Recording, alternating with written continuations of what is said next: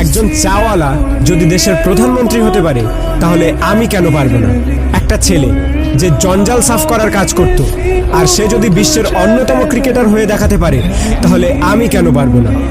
একটা মানুষ কোনো ডিগ্রি ছাড়াই শুধুমাত্র পেট্রোল পাম্পে কাজ করে ইন্ডিয়ার বেস্ট বিজনেসম্যান হতে পারে তাহলে আমি কেন পারবো না?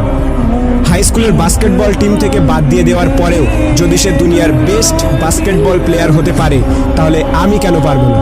কিছু লোক কলেজ ড্রপ আউট করার পর নিজের কোম্পানিতেই কলেজের টপারদের হায়ার করতে পারে তাহলে আমি কেন পারবো না?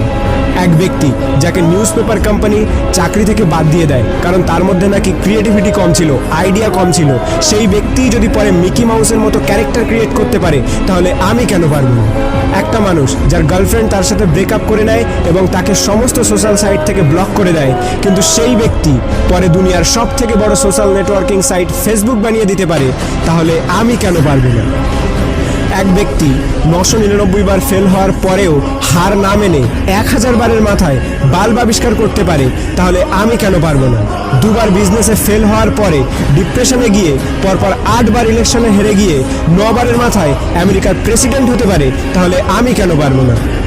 এক ব্যক্তি যাকে নিজের কোম্পানি থেকে তাড়িয়ে দেওয়ার পরেও যদি অ্যাপেলের মতো কোম্পানি গড়ে তুলতে পারে তাহলে আমি কেন পারবো না? একটা মেয়ে যে 9 বছর বয়সে সেক্সুয়ালি অ্যাবিউজড হওয়ার পরেও 10 বছর বয়সে প্রেগনেন্ট হওয়ার পরেও লোকাল টিভি শো থেকে বের করে দেওয়ার পরেও অস্কার জিততে পারে এবং কোটি কোটি টাকা ইনকাম করতে পারে তাহলে আমি কেন পারবো না?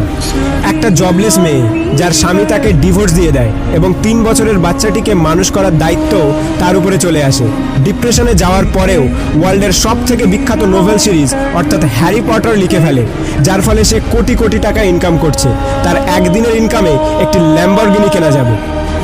এক ব্যক্তি যার পুরো বডি প্যারালাইজড, চলাফেরা তো দূরের কথা, নিজের আঙুল পর্যন্ত নাড়াতে পারে না, সে যদি ওয়ার্ল্ডের one of the best scientist হতে পারে তাহলে আমি কেন পারবো না?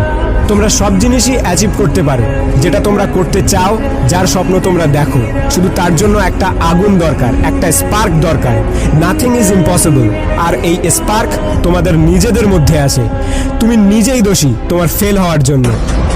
এখন তুমি যেখানে আছো সেটা তোমার অতীতের কর্মের ফল, এবং কাল তুমি কোথায় পৌঁছাবে সেটা তোমার আজকের কর্মের ফল হবে। আমার তরফ থেকে সবাইকে অল দ্য বেস্ট। যদি ভিডিওটি ভালো লাগে তাহলে লাইক করো, শেয়ার করো, আর তোমার মতামত কমেন্ট করে জানাও।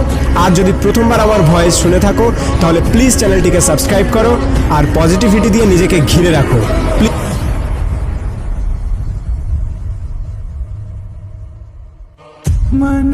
മനതിരിതൈത്ത വാർത്തൈ നിனைவிருக்கும்